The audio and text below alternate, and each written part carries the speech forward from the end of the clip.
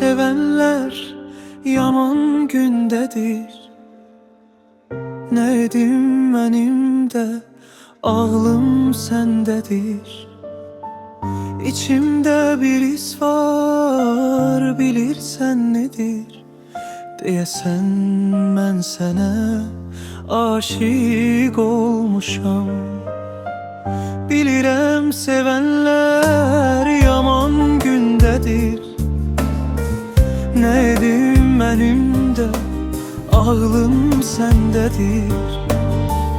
İçimde bir his var, bilirsen nedir? Deyesen mən sənə aşık olmuşam. Deyesen mən sənə aşık olmuşam. Sözün var